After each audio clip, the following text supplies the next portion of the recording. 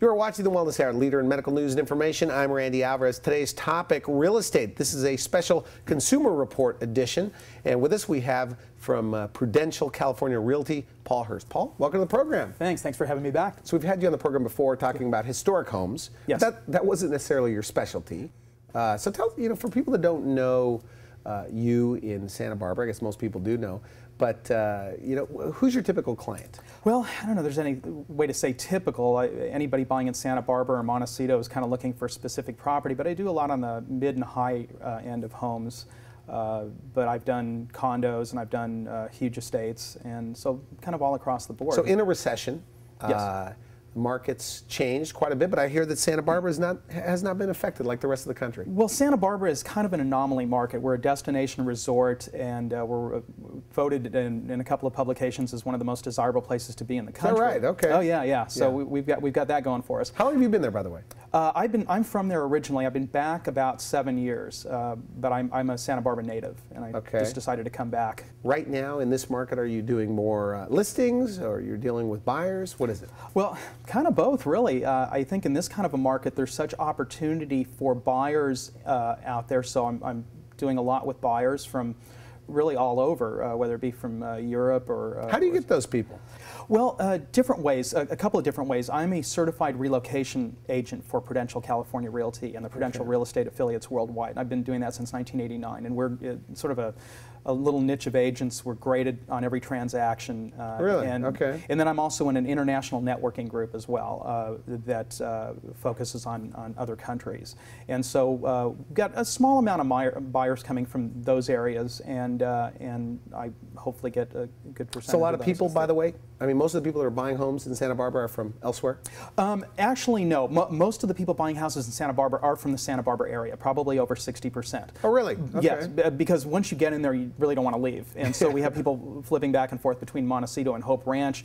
In this kind of a market, people being able to buy in Hope Ranch and Montecito, because we're back to 2004 prices, which has really opened up a huge opportunity for buyers to get, if you missed the market in 2004, we've kind of rolled the clock back. And so it's set up a huge opportunity for those people to move into something that maybe they missed before but can now get into. Okay, now what about, what are the other areas, by the way, that are attracting? Los Angeles is huge. How huge? Probably the largest percentage of out of Santa Barbara, out of South County buyers come from. Like 20–30%?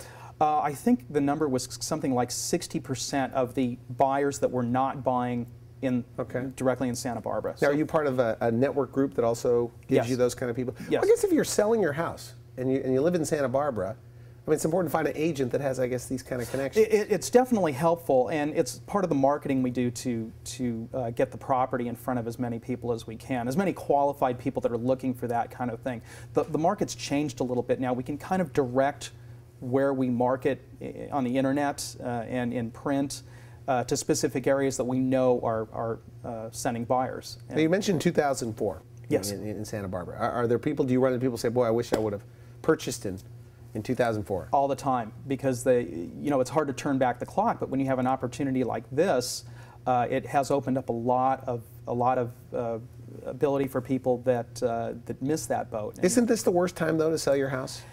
It depends on what your goal is. It depends on what your goal is. If you're just selling for no reason, or you have to sell for whatever reason, it's not necessarily a good time. But if you're looking at maybe moving up to something, then it's a great time. And I'll tell you why. Because let's say you have $1 million house, and let's just say, for the sake of numbers, that the prices have pulled back 10%. So your $1 million house is now worth $900,000.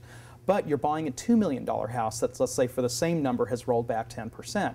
That house is now worth $1.8 million. So you've lost $100,000 on your sale, but you're getting $100,000. So it's a wash. Bonus. Well, it's better than a wash, yeah, because you're getting the $2 million house for $200,000 less. You're $100,000 in the black. So if you're in Santa Barbara and you still want to live in Santa Barbara, but you want to move up, now's a great time. So it really is a good time. It is a great time. You have to look because at the one you're buying is discounted, and the one you're selling is discounted. Exactly, and there are other things that I kind of encourage my clients to look at. Everybody will move for a reason, and a lot of times it's a lifestyle change. Sometimes it's to solve a problem, and when I say a problem, that could be any one of a number of things. I deal with a lot of people that are getting up there in age, and they are they don't want to climb stairs anymore, so they need to go from a 2-story house to a 1-story house. Or even young people that have had sports injuries or things like that, and they don't want to climb the stairs anymore. And so their problem to solve is they need to go from a 2-story house to a 1-story house. Or somebody needs to go from one school district to another. Things like that. Or sometimes people just want to downsize, or sometimes they have kids and they need to upsize. A lot of different reasons people move, but it's usually to solve some issue. So in this kind of an instance, I say to them, okay, you're selling your house for a little bit less, but what is that lifestyle change worth to you? In addition to being able to buy a property that you may not have been able to buy, but what's the lifestyle change worth to you? And that's what do they say? And that just makes it, I guess, easy for them to justify. That clarifies the point. I mean, you really, part of what we do in negotiating and representing people is we try to keep them on point as to what it is they're trying to accomplish. Okay, and I want to help that person, keep them on point. Real estate's a very emotional transaction. And sometimes people get spun up in, oh, this person didn't offer me enough money, or that person wants too much money. What's the goal you're trying to solve? Let's get back to that. And I try to help them, focus them on what it is they're trying to accomplish. And a lot of times they'll go, oh yeah, you're right, that makes total sense. Makes sense. You know what I like about you, and I try not to endorse the people on my show, is you're not like a typical salesperson. Oh, well, you're a very professional guy, almost more like an attorney or a CPA or something like that. Well, thank you. That's very kind. I don't consider myself a salesperson. I consider myself, not that there's anything wrong with salespeople, but that's a specific discipline. But I try to be more of a consultant. And one of the great things is I'm in a community of other real estate professionals that is such a high level, such a high standard. You really have to be at your best game all the time, because we've got some great people in our industry, in our town. Now, the average homes you're selling, I mean, you personally, $1 million to 6, 7, 8 million? 10, 11, yeah. Okay. It's just, I mean, there's no, the difference is there's a couple of differences in the prices. The marketing is different in some of them, because really when you start getting into the higher end properties, you're really looking for a specific market. You're not going to market those the same way you would market a condo or a short sale or something like that. The marketing is a little different. You have a lot more confidentiality when you get up into the higher end properties for obvious reasons. And so you really have to look at that broad picture and be able to pull things out of your quiver, you know, if you will, to bring different things to the table for different clients and different needs. And part of the consulting part of what I do is really finding out what those people need and then making it happen and working with them. So what kind of creative things do you do for your clients? Well, anything? I put together teams of people. I think it's very important to bring as much information and as much professionalism to a client as possible. So there are certain instances where I think another person would help me get to the client's goals. Well, for instance, sometimes we do a lot with divorces. Okay, and sometimes when you have a divorce, you have two sides that are adversarial. Yeah. And so if I see that it would behoove me to bring, say, a female partner in for something like that, I will do that. I've got several agents that I work with that are great. I've got that kind of psychology background. They can deal with that kind of thing. Make both parties feel like they're being heard. That's really important. As far as dealing with foreign clients, people that are calling, I have agents and partners that I work with that speak those languages. So if somebody comes in, it's one thing to basically market to the world, but what happens if you get that call or that email and it's in German or Russian or French or Italian or Arabic?